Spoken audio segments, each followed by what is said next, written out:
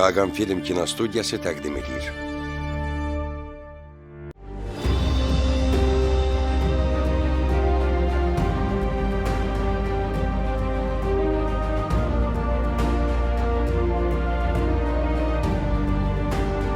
Vətən ətirli oğullar.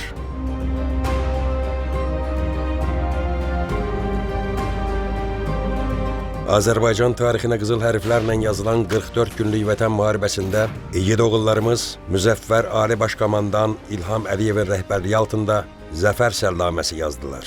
30 il düşmənin soyuq nəzərləri altında sıxılan torpaqlarımız işğaldan azad olundu. İkinci Qarabağ müharibəsi haqqında danışarkən ilk növbədə əziz şəhidlərimizin xatirəsini yad etməliyik. Allah bütün şəhidlərimizə rəhmət eləsin. Amin. Onların canı bahasına, qazilərimizin, hərbçilərimizin qanı bahasına biz tarixi ədaləti bərpa etdik, düşməni öz torpaqlarımızdan qovduq, bütün azad edilmiş torpaqlarda Azərbaycan bayrağını ucaltdıq, tarixi ədaləti bərpa etdik və milli qürurumuzu bərpa etdik. Eşq olsun Azərbaycan ordusuna, Qarabağ Azərbaycandır!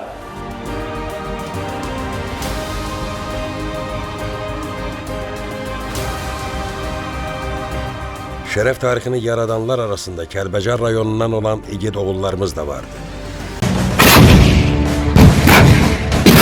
Şəhid Nicat Habiloğlu Atayev.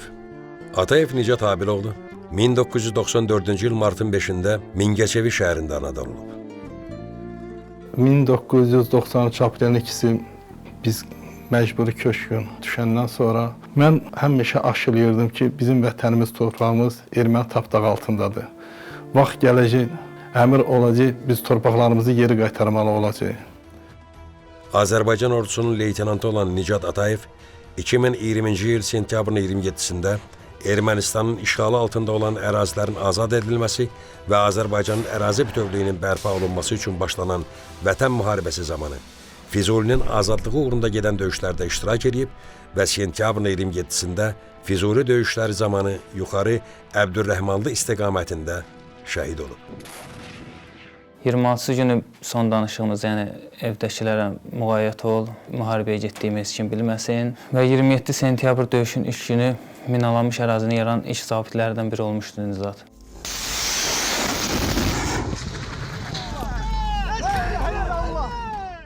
Döyüşə ilk öndə gedənlərdən biri olmuşdu. Hərbi hissənin bu NTLB dediyimiz bir texnika var, Tiqaşdı. Onu birin sürücüsünü vuranda çıxartmışdı polyadan. Sonra bir dənəsi yenə vurulanda onu gedib çiyninə götürüb çıxanda minaya düşmüş.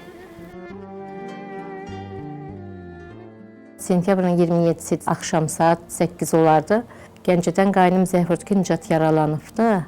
Ancaq mən Nicatın yuxusunu görmüşdüm. Mən bildim ki, yaralıdır, o şəhiddir.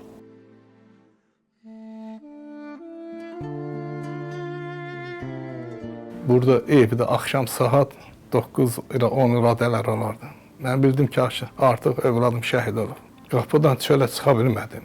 İzdiham demək olub, Bakı yerimişdi bura. Bakı şəhərəm, bu qapı deyildi. Gecə gətirdilər Nicatın nəşini. Polad Həkimovun talihi qismət elə böyür-böyrə də düşdü.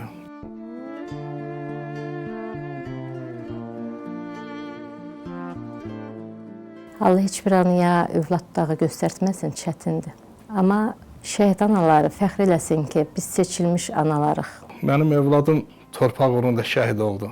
Canını fəda verdi. Bunların sayəsində torpaqlarımız azad olundu. Şəhidlərimizin qanı yerdə qalmadı. Nicat Atayev Bakıda 2-ci Şəhidlər Xiyabanında dəfn olunub. Vətən uğrunda medalı Xocavəndin azad olunmasına görə və Füzulinin azad olunmasına görə medalları ilə təltif edilib.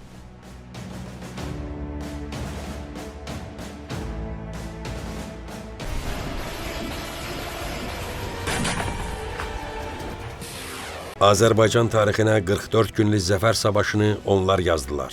Bu torpaqları vətən eləyən oğullar. Onlar özləri yaratdıqları tarixin vətən ətirli oğullarına çevrildilər. Qələbə, zəfər tarixini yazanlar da, yaşadanlar da onlar oldu. Vətən müharibəsinin hər günü bizi addım-addım qələbəyə çatdırdı. Bu torpaqlar qəhrəmanlarımızın sayəsində əsl sahibinə, bizlərə qayıtdı. Torpağı, vətəni yaşadanları yaşatmaqsa bizlərin borcudur. Qarabağ Azərbaycandır. Həyat belədir ki, bunun əvvəli də var, sonu da var. Heç kim əbədi həyatda qalmır. Amma şəhid olmaq bu xalq qarşısında, tarix qarşısında və gələcək nəsillər qarşısında böyük xidmətdir.